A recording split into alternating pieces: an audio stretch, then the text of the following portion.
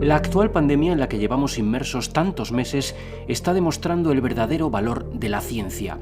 Su misión fundamental de resolver problemas, ofrecer soluciones desde el rigor, pero desde la lejanía de las luchas partidistas. Nuestros científicos necesitan medios, fondos y que se apueste por ellos.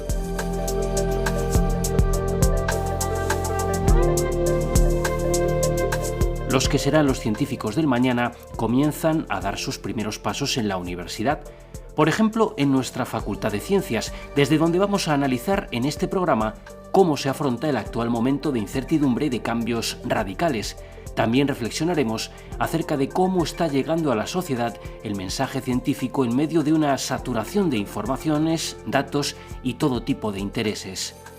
Para ello, ya estamos conectados con el decano de la Facultad de Ciencias de la UNED, Carlos Santoranz, que quiere comenzar con un recuerdo muy especial. Quiero recordar a todas aquellas personas, tanto estudiantes como profesores, por desgracia, y también personal de administración y servicio, que nos ha dejado en esta pandemia, tanto por el virus como por otro tipo de causas. Ellos han hecho grande la UNED y me gustaría tener para ellos un recuerdo. Y bueno, después de esta presentación un poco triste, porque no deja de ser personas que han fallecido, me gustaría comenzar, si quieres, hablar de la UNED, de la facultad, de lo que pensamos, lo que podemos hacer, etc. Lo cierto es, decano, que la facultad, antes de afrontar el impacto de la pandemia, ya venía arrastrando unas dificultades importantes relativas a su edificio. Para la Facultad de Ciencias, desde hace aproximadamente año y medio, la situación es terrible. No tanto por la pandemia, que luego lo ha agravado, sino porque tenemos un problema muy, muy serio con el edificio donde estábamos ubicados, que ya no, por problemas de seguridad. Desde hace meses, los profesores de la Facultad de Ciencias pueden entrar a su edificio simplemente a hacer cajas para hacer un traslado que estamos realizando a diferentes puntos de la universidad. No tenemos todavía una ubicación definitiva, puesto que se está construyendo un edificio que debido a la pandemia y debido a los problemas económicos que tiene el país y que tiene la universidad, pues está a medio construir y esperamos que en un plazo razonable, digamos de un par de años, o a lo mejor 3, tengamos una ubicación definitiva en Las Rozas. Mientras tanto, la facultad se ha desmembrado. No ha desaparecido, pero sí se ha desmembrado. Primeramente no podemos reunirnos más que vía telemática y los profesores que deben y necesitan seguir trabajando están trabajando en una planta de la biblioteca. Hemos pedido también que nos dejen una planta más para otros investigadores aquí en este campus. El decanato, por ejemplo, está en la Facultad de Económicas junto con los servicios de estudiantes. Luego tenemos matemáticas, ha tenido que trasladar directamente a la Facultad de Psicología. Hay un satélite también en la Facultad de Informática y parte de Químicas y de Físicas se traslada.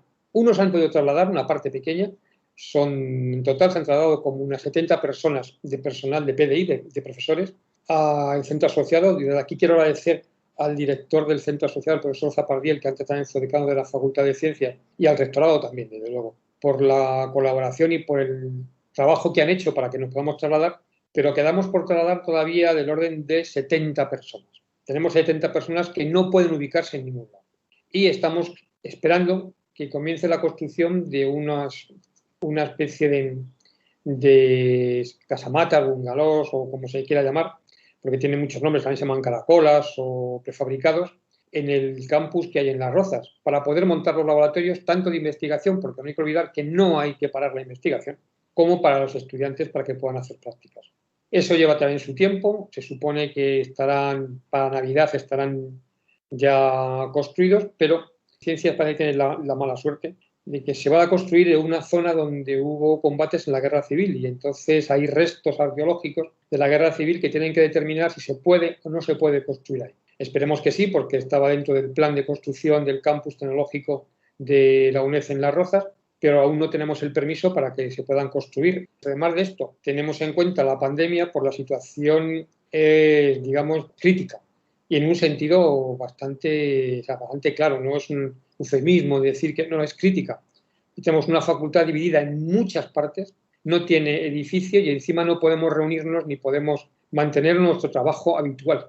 Esa es la situación actual, pero a cambio también lo que puedo decir que tanto el PDI como el PAR de la facultad y también los estudiantes que también han trabajado, han hecho y estamos haciendo todo el esfuerzo necesario para intentar solventar todos los problemas que se están generando tanto con la falta de edificio como los que se han generado con esta pandemia.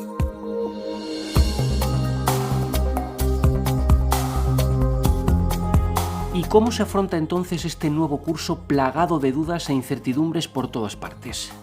Bueno, pues voy a ser primeramente optimista. La UNED está preparada para hacer una docencia a distancia. No 100% a distancia, nunca hemos sido una universidad 100% a distancia y eso es lo que nos distinguía de otro tipo de universidades. Tenemos centros asociados donde los estudiantes pueden acudir allí y seguir las tutorías. Eso con la pandemia se complica muchísimo, pero se puede sustituir mediante vídeos o clases online y demás. En ese sentido, la UNED está mejor preparada que el resto de las universidades, pero tenemos problemas igual que el resto. En cuanto a la docencia, uno de los problemas que tenemos, y más en ciencias, son las prácticas. Este curso pasado hemos conseguido que la mayoría de las prácticas fueran online y algunas se habían hecho antes y se ha podido solventar. Lo que no podemos es, digamos, improvisar para este curso. Pero la situación tampoco da muchas opciones a improvisar o no improvisar. O sea, el problema que tenemos, y es muy serio, es que no sabemos qué va a ocurrir dentro de 15 días. Entonces, lo que estamos manejando son diferentes opciones en función de las situaciones que se den dentro del Estado español. No podemos hacer prácticas quizá en algunos centros, a lo mejor en otros centros sí. Hay que reducir drásticamente el número de estudiantes que pueden estar en prácticas. En ciencias, habitualmente, son 2 personas las que hacen cada práctica y colaboran. Si hacemos eso, la distancia entre ellos va a ser inferior al 1,5 metros, con lo cual no podemos permitir que hagan prácticas de 2 en 2. Entonces, eso significa duplicar el número de semanas de prácticas. Eso sí es posible que el estudiante se pueda trasladar al centro, tanto en provincia como aquí a la sede central. Entonces, eso nos provoca graves problemas de logística. ¿Cómo vamos a hacerlo? Hay asignaturas, como hemos hecho, por ejemplo, en tercero y cuarto de físicas, donde hemos dado a los estudiantes los datos para que puedan resolver las prácticas. Es verdad que en tercero y cuarto ya han pasado 2 cursos, primero y segundo, de manipulación de instrumentación, con lo cual no es tan grave que no manipulen en esas asignaturas. Quizá, bueno, algo hay que perder en todo ello y se pierde la parte de manipulación de algunas asignaturas, por ejemplo, mecánica de fluidos, cosas así, pero se puede solventar. En química no es tan fácil hacerlo.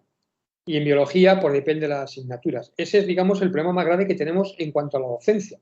Porque la parte de exámenes, la universidad ha hecho un esfuerzo sobrehumano para pasar de unos exámenes presenciales, como hacíamos hasta ahora, a exámenes en muchos casos que son a distancia, que son online, vía ABEX o vía las plataformas. Hay que tener en cuenta que cuando hablamos de estudiantes, cuando habla una universidad de estudiantes y de exámenes, una universidad normal viene a tener 10.000, 15.000 estudiantes. 10.000 estudiantes tienen la Facultad de Ciencias. O sea que somos equivalentes a algunas universidades. Entonces hay que generar, digamos, una infraestructura suficiente para eso. Sí que es verdad que tenemos ventaja porque sí que habíamos hecho algunas cosas, pero cuando nos pilló la pandemia nos pilló a todos de improviso. O sea, pasamos de un escenario donde el trabajo, los exámenes eran todos presenciales a prácticamente, salvo un par de asignaturas muy, muy concretas en ingeniería, todas vía ABEX o vía ALF, vía online. Y eso ha provocado muchísimos problemas. Ha provocado problemas de seguridad y ha provocado problemas de dimensionalización de los sistemas. O sea, no es lo mismo tener 50 estudiantes entrando en un sistema que tener 10.000. Y eso ha sido complicado. Pero la verdad es que yo creo que se ha cubierto bastante bien y a lo mejor quizá mejor de lo esperado. Pero eso no quita para que ya no hay excusa de que nos ha pillado de improviso. Sabemos lo que hay que hacer, sabemos cuáles son los problemas. Lo que pasa es que ahí la universidad debería de ser, yo creo, debe de ser muy conservadora y si hace algún planteamiento, el planteamiento que debe de hacer inicialmente es pongámonos en el peor de los casos y hagamos todo digital, hagamos todo absolutamente a distancia. Si luego podemos hacerlo presencial, mejor que mejor. Pero no podemos estar cambiando cada 15 días la solución al problema. La podemos mejorar o empeorar, pero yo creo que es preferible irse al caso más desfavorable y a partir de ahí lo único que podemos hacer es avanzar, pero no retroceder. Y que el estudiante sepa con tiempo suficiente, igual que el profesor, qué se espera de él en los próximos 4 meses? ¿O qué es lo que va a esperar de la universidad? Eso creo que es la asignatura pendiente que tiene la universidad, definir cuál va a ser, digamos, esa base a partir de la cual puede ir creciendo en mejoras. Pero es que de un día para otro todo cambia y lo único que podemos hacer es, lo saben muy bien los estudiantes de ingeniería informática, árboles de decisiones. Dada una condición, tenemos un par de caminos, tomamos un camino, tomamos otro y por cada camino tenemos que tomar, en función de condiciones, soluciones. Y eso es complicado y además cuesta siempre muchísimo dinero. El problema de todo esto es que al final cuesta mucho dinero que no está presupuestado. No hay presupuesto del Estado, no tiene presupuesto la universidad para todas estas cosas. Y eso me parece muy serio. Pero no por culpa de la universidad, ni siquiera en muchos casos por culpa del Estado. Esto ha pillado de improviso o relativamente de improviso. Sí que es verdad que los científicos avisan y eso es lo que me gustaría destacar. El científico avisa porque es su obligación. El científico no es ni de derechas ni de izquierdas cuando hace ciencia. Hace ciencia y resuelve problemas. Generalmente tienen más de una solución y cuando llegan al político le plantean diferentes soluciones. El político decide, no decide el científico. Su obligación es buscar soluciones y no tomar partido, porque no puedes tomar partido si tienes que hacer una investigación, porque tienes que desechar soluciones que le pueden gustar a los demás. Suelen ser pepitos grillos, normalmente los científicos, porque no se casan con nadie, no pueden hacerlo, porque dejan de ser científicos. Entonces, no eres científico de derechas ni de izquierdas, eres un ser humano que tendrá tus ideas, pero cuando uno se enfrenta a un problema, se enfrenta a un problema y lo resuelve, si puede. Y eso es lo que me gustaría hacerles notar a la gente de la Facultad de Ciencias. Cuando uno entra en ciencias, hay algo que debe de primar sobre todo, aparte de aprender, es su espíritu crítico. Hacer crítica para mejorar. O sea, una crítica constructiva, buscando soluciones siempre. No diciendo es que esto no funciona, esto no vale, no funciona por estas razones y la manera de actuar sería esta o esta. Ese espíritu crítico tiene que funcionar y eso es algo que es inherente a esta facultad. Y es una de las cosas de las que yo me siento más orgulloso de pertenecer a esta facultad y de que los estudiantes de esta facultad salgan con ese espíritu crítico, a todos los niveles.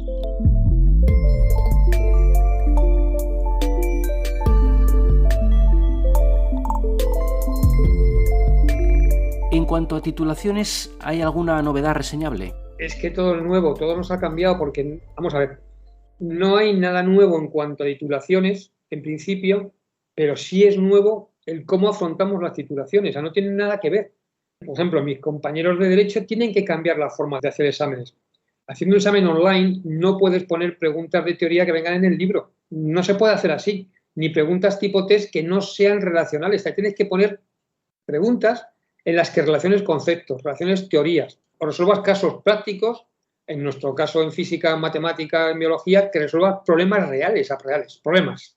Porque es la única forma de tener una seguridad de que el estudiante que ha estudiado saca su calificación y el que no ha estudiado saca la calificación que le corresponde. Hablamos de lo que es la copia, el plagio y demás. Si haces preguntas que no se puedan copiar, esta universidad será seria en ese sentido, aunque haga los exámenes a distancia, con todo lo que se diga. Si yo pongo preguntas y pregunto del epígrafe 1 del tema 1, el epígrafe 5 del tema 7, y estoy en mi casa, podría copiarlo. Entonces, eso es la primera novedad. Hemos cambiado con respecto a lo que es el examen presencial, donde tú estás vigilando. Aquí no vigilas, en realidad. Hay un compromiso de buenas prácticas por parte del profesor y por parte del estudiante. Y eso es un cambio radical. Es un cambio radical porque estamos, digamos, haciendo un contrato en el que hay buena fe por ambas partes. Eso es un cambio grande, al menos para mí dentro de la universidad. No es como yo estudié, donde tenía un control. Aquí no hay ese control. Sí, nos hacen fotos, hacen vídeos y demás, pero el control siempre se puede copiar, en todos los casos. Pero es mucho más difícil y yo pongo un problema. Ese es el primer cambio. El segundo cambio es que yo creo que hemos perdido una cosa que es el calor humano. Y eso es tremendo, porque no es lo mismo, digamos, el contacto como tú y yo tenemos aquí ahora mismo a través de una pantalla de un ordenador, que el vernos y charlar y habernos dado la mano y vernos la cara. Muchas veces con las mascarillas no nos vemos ni siquiera el semblante, no vemos si está uno enfadado o no. Los movimientos de cara, como el tuyo ahora mismo sonriendo que te acabo de ver, no lo ves, solamente ves los ojos. De hecho, ha crecido muchísimo el tanto por ciento de relaciones de estética de la parte de los ojos y de las patas de gallo, porque es lo que se ve. Decirte que eso es, yo creo que es fundamental, porque hay un nivel de confianza entre profesor y alumno cuando se ven las caras. Y eso lo ves en las tutorías y lo ves en los exámenes. Aquí no se ve eso. Y yo creo que el estudiante se puede sentir mucho más aislado. Y eso es muy duro. Pero lo único que hemos ganado es que el resto no hemos ganado. Que el sistema ha perdido realmente. Es que estamos todos en las mismas circunstancias. O sea, no solamente nosotros, sino otras universidades que también tienen los problemas de tener que abrir para posiblemente cerrar en pocos días. Entonces, no hay novedades salvo eso, y eso me parece, es un cambio completo de mentalidad. Es el nuevo universitario en el que se le supone un nivel de madurez que no sé si lo tendremos tanto profesores como estudiantes. No veo otras cosas porque no pueden cambiar, los estudios no están cambiando, cambian quizá que algunas partes de formación práctica pues no sea la que todo el mundo quisiera, pero también nos gustaría tomarnos las cervezas tranquilamente en las terrazas sin mascarilla o poder pasear alegremente por cualquier calle sin tener que ver a todo el mundo embozado.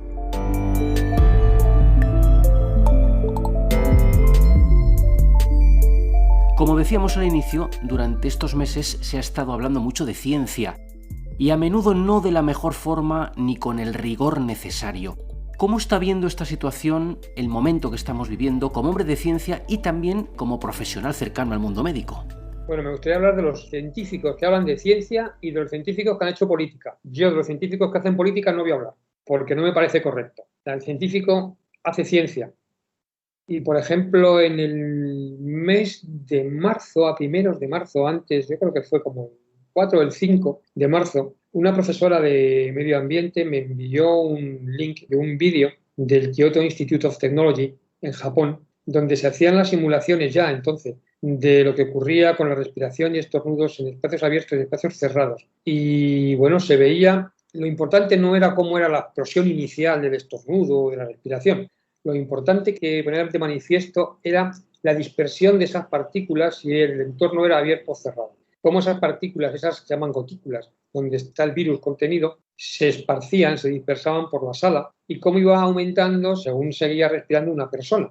Cuando esa persona está en un espacio que está cerrado y no está bien aireado, la concentración de esas gotículas va aumentando. Entonces la probabilidad de contagio, que no es solamente que te respires una gotícula, tienes que respirar muchas gotículas. O sea, hace falta una carga viral suficiente para vencer al sistema inmune inicialmente. ¿Cómo afectaba digamos, al contagio? Mientras que cuando estabas en el exterior, estabas en, digamos, una terraza, tranquilamente tomando un café, pues también se veían, pero se veían como inmediatamente, porque hay movimientos de aire, porque hay dispersión por el aire que se está renovando de forma continua, esa concentración de gotículas era mucho más pequeña. Pero es importante y eso se puede ver, se podía desde un principio, ahora estamos aún discutiendo si el 95 o el 90% de los contagios son vía aérea, eso se sabía desde un principio, los físicos y los ingenieros lo sabían.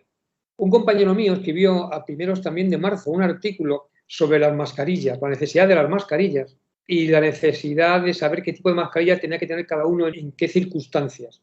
Él abogaba por el uso de las mascarillas a primeros de marzo, antes de que hubiera pandemia, y decía, ¿cómo se pueden hacer si no hay?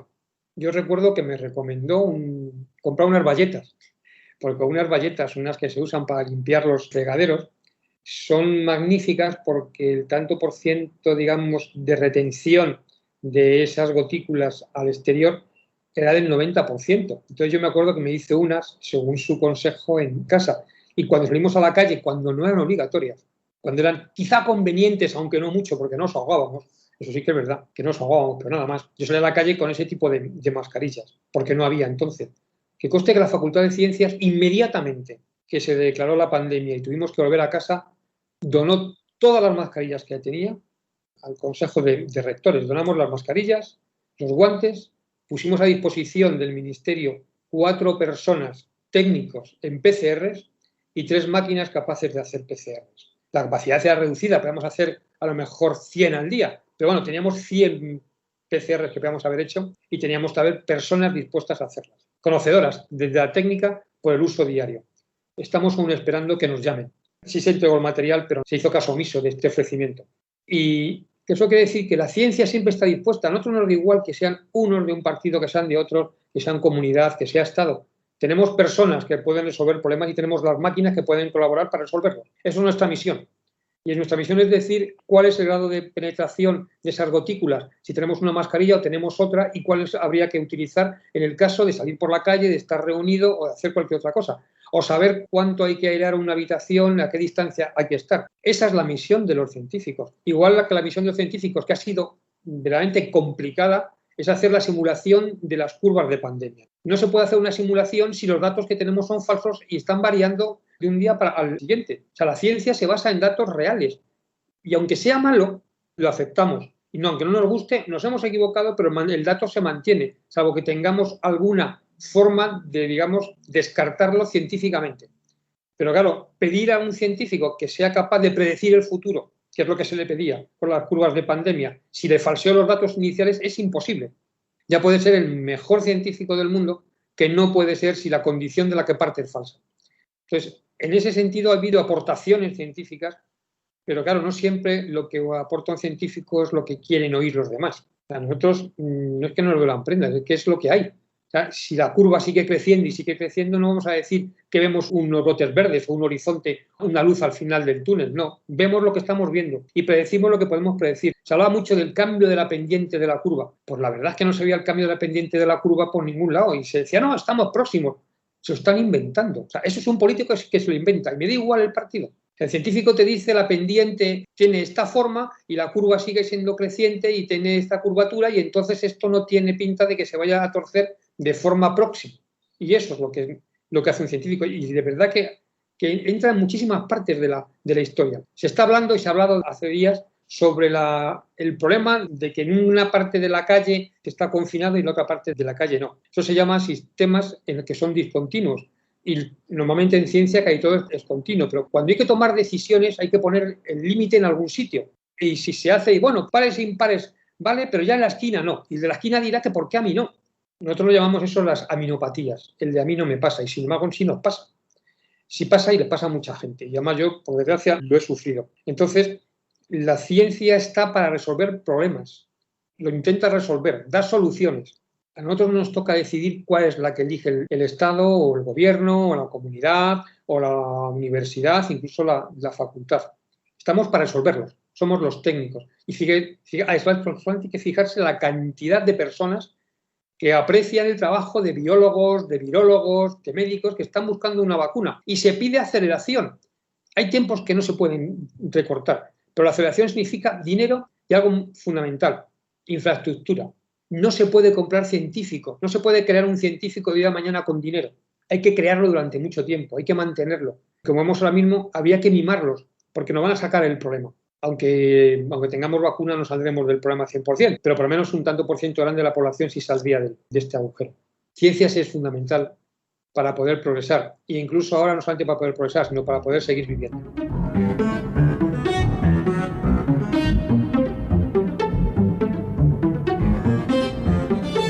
Estamos llegando al final de este programa en el que nos ha acompañado el decano de la Facultad de Ciencias de la UNED, Carlos Santoraz. Una breve reflexión a modo de cierre. Es una alegría que estén aquí con nosotros, que vamos a hacer todo lo posible porque aprendan lo más que puedan y porque sean las piedras, digamos, filosofales de la solución de problemas de mañana. Estamos generando o creando esos científicos que resolverán el problema, sea el que sea, dentro de 10, 15 años. Eso es lo que me hace más ilusión. Estamos generando y vamos a generar personas que creen conocimiento, que creen saber y que resuelvan problemas como el que nos estamos encontrando actualmente, que son bienvenidos en esta facultad.